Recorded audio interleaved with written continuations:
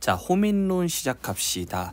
자, 허균의 고전 수필인데 그렇게 길지 않은 이제 작품입니다. 한번 가볼까요? 자, 천하에 두려워할 대상은 오직 백성뿐이다. 자, 처음부터 이제 대놓고 자기의 어떤 의견을 얘기하고 있죠. 그래서 백성을 두려워해야 된다 이거죠. 백성은 홍수나 화재 또는 호랑이나 표범보다도 더 두려워해야 된다. 그래서 이걸 좀 더 강조하고 있지. 그런데 윗자리에 앉아있는 사람인데 어떤 사람들이야? 권력자들이겠지. 백성들을 업신여기고 또 가혹하게 부려먹고 있다. 그러니까 백성들은 두려워할 대상인데 왜 윗자리에 앉은 사람들은 그런 백성들을 부려먹냐 이거지. 그러다 큰일 난다 이거지. 그래서 윗자리에 앉아있는 사람들, 이런 사람들 우리 뭐라 그럽니까?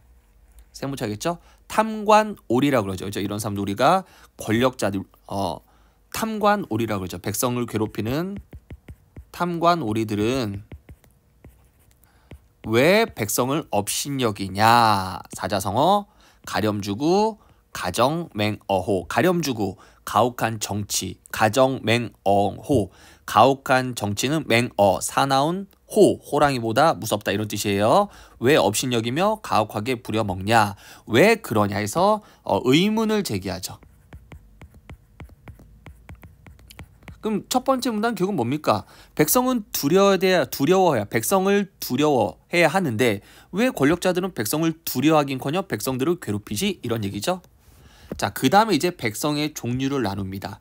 이미 이루어진 것을 여럿이 함께 즐거워하고 늘 보아오던 곳에 익숙하여 그냥 순수하게 법을 받들면서 윗사람에게 그냥 어떤 불임, 윗사람이 어떤 명령을 듣고 윗사람이 어떤 하는 거를 따라 할 수밖에 없는 사람들을 항민이란다. 이 항민은 상당히 순종적인 백성들이죠. 순종적인 백성 첫 번째 나왔습니다. 이러한 항민은 두려울 게 없다. 그지? 단순히 순종적이고 그냥 이래도 좋고 저래도 좋고 이런 백성은 두려울 게 없다 이거야. 그 다음에 모질게 권력자들한테 착취당하여 살가죽이 벗겨지고 뻐가 부서지면서도 집안의 수입과 땅에서 나온 것들을 다 바쳐. 누구한테? 권력자들한테. 한없는 권력자들의 요구에 이바지하느라고 혀를 차고 탄식하면서 윗사람을 미워하는 사람 바로 뭐라 한다? 원민. 그러니까 이제 그냥 정말 힘들고 착취당하면서 뒤에서 이제 권력자들이 욕하는 사람들을 원민이라 그래. 이 사람들도 이제 나름 몰래 원한을 품은 사람들이겠죠. 그죠? 근데 이러한 원민도 두려워할 필요가 없다. 자, 세 번째. 자신의 자치를 푸주간 이런 거 상징적 의미 나옵니다. 자신의 삶의 터전이겠죠. 그죠? 자신의 삶의 터전. 혹은 여기서 감시가 소홀한 곳. 이런 곳에 자신의 몸을 감추고 있다가 딴 마음을 품어. 딴 마음은 뭡니까? 세상을 뭐 한번 뒤집을 그런 마음이겠죠? 그런 거를 품고 세상을 흘겨보다가 혹시 그때 어떤 큰일이라도 일어나면 어떤 사건이 일어나면 자기의 소원을 실행해보려는 사람. 그러니까 뭐야? 정말 세상을 바꾸려는 그 기회만을 엿보는 사람 있지. 그런 사람 뭐라 그런다고? 호민이라 한다. 자, 제목이 호민이니까 이게 포인트겠네. 그래서 호민은 뭡니까? 결국은 체제에 도전하는 백성, 반란의 핵심 주도 세력이 되겠죠. 그죠? 여기까지입니다. 갑니다. 이 호민을 두려워해야 될 존재다. 여기까지겠고요. 자, 여기까지 잘라봅시다. 여기까지 뭐에 대해서 얘기했죠? 백성을 분류했죠. 그죠? 백성의 어떤 종류를 분류했습니다. 어떻게 분류했죠? 항민은 정말 순종적인 사람. 원민은 뒤에서 욕하지만 적극적으로 크게 나서진 않죠. 그 다음에 호민은 자기의 몸을 이제 감췄다가 때를 기다려 그때가 오면 적극적으로 들고 일어나 체제를 뒤집는 사람이다 이거죠. 호민이 나라의 허술한 틈을 엿보고 일의 형편을 이용하라 할 때 노리다가, 즉 자기가 이제 발벗고 나설 때가 될 때 그때까지 노리다가 팔을 떨치며 적극적으로 나서며 밭두렁 위에서 소리 지르게 되면 이제 뭐 투쟁하거나 아니면은 나라를 이제 뒤집게 되면 원민은, 자 그럼 그걸 이제 듣고 있던 옆에 있던 원민이 아까 뭐였지? 뒤에서 시부라 욕한 애들이지. 그런 호민들의 소리만 듣고도 모여들어 모의하지 않아. 그냥 아무 의논하지 않고 어때? 소리를 지르고 따라와. 항민 아까 순수했던 그 되게 그냥 순종적인 자기 살 길 찾느라 호미 고물의 창 자루를 가지고 쫓아서 무도한 놈들을 죽인다. 무도한 놈들은 탄관오리를 죽인다. 이런 얘기입니다. 자, 그럼 이걸 정리하면 뭡니까? 한마디로 탄관오리들이 혹은 권력자들이 혹은 되게 막 나쁜 정치를 하는 사람들이 너무 백성을 괴롭히면 첫 번째 누가? 호민들이 참다 드디어 때를 보고 이제 자기들이 적극 저항해서 이길 수 있는 상황이 되면 적극 투쟁하고 막 싸운다 이거야. 그래서 막 우리 막 예전에 임꺽정 같은 애들 나타나서 막 관리들을 때리고 그런다 이거야. 호민이 이렇게 나타나면 뒤에서 욕하고 있던 누구들이 원민들도 얘네들은 크게 의논하지 않아. 그냥 뭐 호민이 발벗고 나서니까 그냥 막 뒤에서 와 하고 따라 나선 거고, 그러다 보면 이제 항민들 마지막에 정말 그냥 소극적으로 그냥 뭐 순종적인 항민들까지 우리도 이러면 안 되겠네 해서 마지막까지 이렇게 다 나선데, 그러니까 호민이 결국은 원민과 항민을 선동하는 역할까지 하죠. 그러니까 얘네가 제일 무섭다 이거야. 사실 항민이 먼저 나라를 뒤집을 그런 기회는, 그런 어떤 경우는 없어. 원민도 마찬가지야. 그러니까 호민이 가장 두려운 존재다 이런 얘기입니다. 우리 뭐 이건 뭐 사회뿐만 아니라 학교에서도 그러지 않냐? 아니 뭐 불의를 보고 적극적으로 싸우는 애들이 호민이라면 그 뒤에서 욕하다가 누가 나서면 그때서야 자기도 발벗고 맞아 너희들 잘못했어 하면서 뒤에서 나선 애들이 원민이라면 아무 생각 없이 가만히 애들도 그런가 보네 맞다 이렇게 해서 나선 애들이 항민이다. 그러니까 호민 같은 애들이 있으면 정말 무섭다. 그래서 이 세 어떤 부류들의 현실 대응 방식에 따른 백성의 유형을 제시했죠. 그러니까 어렵지 않죠. 그래서 우리가 과거 사례를 보면요, 진나라를 망하게 하고 또 진승과 오강이다. 그럼 진승과 오강이 바로 진나라의 호민이 되는 거고, 한나라가 어지러운 것도 황건적 때문이다. 황건적도 한나라의 호민이 되는 거겠죠. 당나라가 쇠퇴하자 왕선지와 황소도 그 틈을 타서 들고 일어났다. 그럼 얘네도 호민이 되는 거죠. 그래서 마침내 백성과 나라를 망하게 한 다음에 어떻게 했대? 이들의 어떤 투쟁은 그쳤다. 그러니까 호민이 참다 안 돼서 이제 나라에 반란을 일으키고 나라와 싸우겠다, 권력자들과 싸우겠다고 했잖아, 한 거잖아. 근데 그렇다고 해서 좋은 쪽만은 아니지. 왜? 여기 보면 백성과 나라를 망하게 한 뒤에 그친다. 그러니까 호민들이 너무 진짜 나서면 백성도 망하고 나라도 망할 수 있게 된다. 그러니까 호민을 두려워해야 된다 이거야. 왜? 호민들을 너무 막 대하다간 호민들이 들고 일어나면 나라가 망할 수도 있으니까. 그래서 이거는 중국의 사례를 제시했죠. 중국의 사례.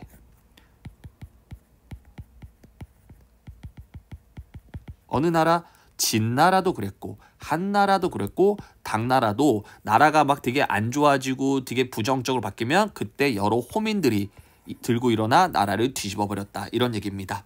이러한 일들은, 이런 백성의 반란들은 모두 백성들에게 모지게 굶어. 누가? 탐관오리들이겠죠. 탐관오리들이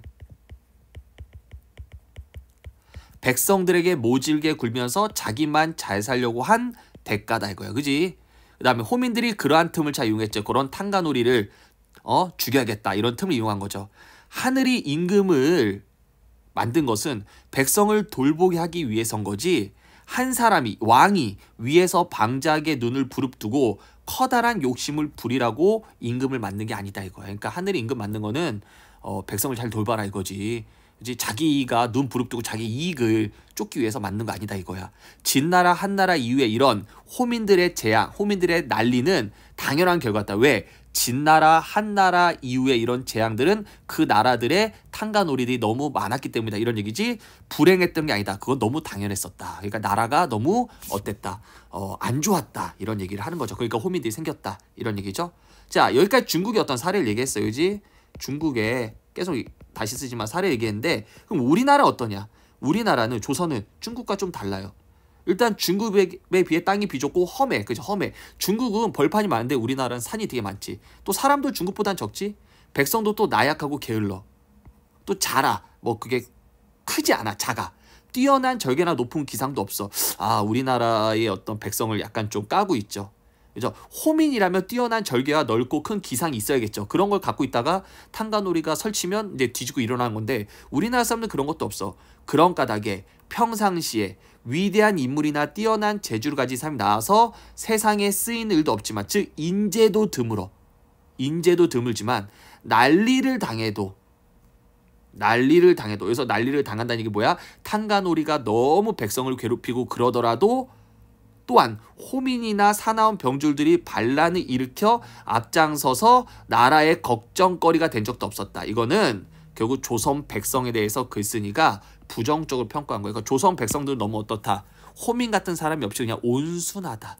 위에서 얘기한 뭐 항민 같은 사람들밖에 없다. 그래서 탕가놀이들이 아무리 설쳐도 호민같이 나라를 뒤집는 그런 사람이 의외로 없다. 그래서 조선 백성들에서 먼저 비판을 하는 겁니다. 근데 그 또한 다행이다. 여기서 다행이다가 아니야. 그지? 왜 다행이다가 아니야? 그럼 다행이면은 탕가놀이는 계속 늘어나고 백성들은 그냥 계속 당하고 이게 다행이란 얘기야? 아니야. 이거 반어법이야. 반어법. 참 다행이다. 이런 얘기야. 그러니까 백성들아 정신 차려라. 너희들은 호민으로서 역할을 해야 된다. 이런 어떤 얘기를 하는 거죠. 그렇지만 지금의 시대는 고려 시대와 같지 않대. 그럼 지금 조선은 고려 시대와 또 다르대. 고려 시대는 말이야. 백성들에게 조세를 부과할 때 한계가 있었대. 조세는 세금이야. 세금을 부과할 때 한계가 있었대. 왜? 너무 많이 내면 어떻게 돼? 너무 많이 거두면 백성들이 들고 일어난다 이거지. 그 다음에 살림과 천택, 내와 연못에서 나오는 이익도 백성들과 함께 했었대. 와, 고려 좋은 나라네. 장사할 사람에게도 길을 열어주고 물건을 만들 기술자에게도 혜택이 돌아가게 했대. 또 수입을 잘 헤아려 지출했기 때문에 여분의 저축이 있어 갑작스럽게 커다란 전쟁이나 상사, 국가에서 누가 죽어도 세금을 추가로 징수하지 않았대. 즉 고려시대는 백성을 위하는 정책을 펼쳤다 이거야. 그러고도 말기에 가서 오히려 삼공할 정도였대. 삼공 뭡니까? 흉년이 들면 나라의 제사 못 지내고 서당의 학생이었고 뜰에는 개가 없다. 즉 뭡니까? 그렇게 했는데도 말기에 와서는 나라가 위태했대. 우리가 구절풀이 2번. 그러고도 그 말기에 이르러서는 상고할 정도였다. 조선시대에 비해서 백성들의 생활을 배려하는 정책을 폈으며 조선보다 풍족하고 여유로웠던 고려 말기에 이르러서도 나라와 백성은 피폐해졌다. 그러니까 한마디로 뭡니까? 백성들을 위한 정치를 하더라도 나라가 흔들리는데 이런 얘기지. 뭐라고요? 백성을 위하는 정치를 해도 나라가 흔들릴 판인데 우리 조정 뭐야? 조선은 그렇지가 않아. 그렇지가 않다는 얘기는 뭐야? 백성을 잘 보살피지 않는다는 얘기야. 그지? 그래서 구구한 백성이면서도 신하를 섬기게 하고, 그러니까 백성들이 신하를 섬기게 하고, 그 다음에 윗사람을, 또 백성들이 윗사람을 받드는 예의범절을 중국과 똑같이 하고 있다. 중국처럼 너무 심하게 하고 있다. 그러니까 백성들을 너무 학대하고 있다. 백성들 잘 대우하지 못하고 있다 이거야. 그래서 백성들이 내는 조세가 5푼이라면 조정에 돌아오는 이익은 몇 푼이고 그 나머지는 중간에 간사한 자들, 탄가놀이에게 작가겠지만 탄가놀이들에게 뺏긴다 이거야. 또 관청에서는 여분의 저축도 없어. 툭 하면 무슨 일만 있으면 한 해에 2-3번씩 추가로 백성들한테 세금을 부과하는데 지방의 사또들은 그것을 빙자하여 칼질하듯 가혹하게 걷어들인 것 또한 끝이 없더라. 그래서 지방의 수령들, 탄가놀이들의 대표적인 사람들이죠. 조선사회의 되게 나쁜 모습이죠. 그런 까닭에 백성들의 시름과 원망은 고려 말보다 더 심하다. 그지? 고려시대 때는 정말 백성을 위한 정치를 그렇게 했는데도 고려 말에 나라가 위태했는데 조선시대는 오히려 백성한테 더 수탈하고 백성을 괴롭히는데 당연히 더 백성들의 시름과 원망은 고려 말보다 더 심하겠지. 그런데도 윗사람 관리들은, 탄가놀이들은 태평스럽게 그런 백성들 두려워할 줄 모르고 우리나라에는 호민이 없다고 생각한다. 오케이? 근데 불행하게 만약에 견훤이나 궁예 같은 그런 자가 나와서, 그런 자는 이제 호민이지. 그런 호민이 나와서, 그죠? 권력자들은 우리 조선은 호민이 없다 생각하는데 만약에 그런 호민이 나와서 몽둥이 휘두른다면, 오케이? 근심하고 뒤에서 원망하던 백성들 뭡니까? 원민과 항민들도 그런 호민 뒤를 따르지 않으리라고 어떻게 보증하겠는가? 즉 분명히 따를 거다 이거야. 오케이? 기주와 양주 지역 같은 천지를 뒤엎는 이런 변란, 호민들의 변란은 발을 구부리고 기다리고 있을 것이다. 아까 얘기했잖아. 앞에서 호민들은 뭐야? 때를 기다렸다가 그때가 되면 들고 일어난다 이거잖아. 그러니까 지금 너희들 지금 정신 차려야 돼. 권력자들아, 탄가놀이들아. 지금 조선 사람들이 되게 착한 것 같지? 아니다. 지금 때를 기다리고 참고 있는 거다. 그러다 그들이 막 들고 일어나면 니네 다 죽는다 이거죠. 백성을 다스리는 사람이 두려워할 만한 형세를 명확히 알아서 시위와 박해를 고친다면, 자 줄쳐 이거 비유적 표현입니다. 다시 해석할게요. 백성을 다스리는 사람이 누구야? 권력자들이 두려워해야 할 만한 형세를 정확히 알아서 백성을 제대로 두려워해서 이런 뜻이에요. 그래서 시위와 박해를 고친다면 여기 아래 맨 아래 보세요. 여기 구절풀이 뭡니까? 느슨한 화이시위를 팽팽하게 당기고 망가진 바퀴를 고치듯 관리들의 기강과 잘못된 제도를 바로 잡는다면 이런 뜻이 한마디로 비유적 표현입니다. 그죠? 늘어진 화이시위와 부셔진 바퀴를 고친다면 즉 늘어진 관리들의 기강과 무너진 관리들의 어떤 태도를 고친다면 그러면 제대로 된 정치를 할 수 있고 백성들도 어때? 들고 일어나지 않을 거다 이거야. 그래서 결국 뭐합니까? 백성들을 두려워해라. 그리고 정치 똑바로 해라. 이런 얘기를 하고 있는 작품입니다. 자, 그렇게 어렵지는 않은 작품이니까 정리 한번 해보시고요. 여기서 이제 호민을 상징하는 단어들 있죠. 이렇게 견훤과 궁예. 그 다음에 앞에 가서 중국의 사례 진승과 오강, 황건적, 황선지와 황소 이런 거 정리해 주시면 되고요. 그 다음에 여기 중간에 백성을 분리했다 이거 정리하시고요. 마지막에 이렇게 시위와 바퀴를 고친다면 비유를 통해 정신 차린다면 뭐 백성을 위한 정치를 한다면 오케이 이렇게 자기의 상황을 잘 파악한다면 이렇게 의미를 제대로 파악하셔야 합니다. 뒤에 가시면요. 해제 잠깐 볼까요?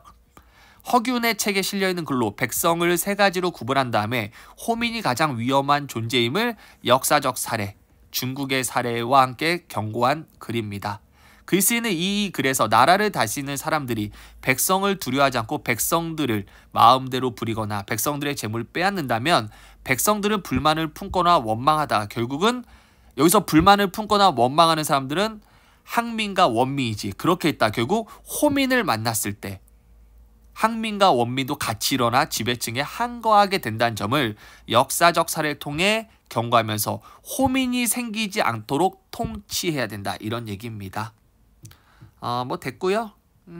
아래 읽어보시고요. 자, 한눈에 보기 갑니다. 위정자, 권력자들이죠. 만약 권력자들이 호민과 항민, 원민을 학정한다면 그래서 백성들 중에서 뭐 이렇게 호민이 생긴다면 그래서 호민이 반란 일으킨다면 나머지 항민과 원민은 자연스럽게 따라서 반란에 참여할 거고 그죠? 그러면 위정자는 망하고 나라도 망할 수 있다. 그 예로 중국의 진승과 오강, 황건적, 왕선지, 황소가 있었다. 이런 얘기입니다. 갈래는 고전수필이라 얘기했고요. 성격은 비판적, 권력자들을 비판하는 거죠. 설득적, 권력자들을 설득시키죠. 정신 차려라 이런 거.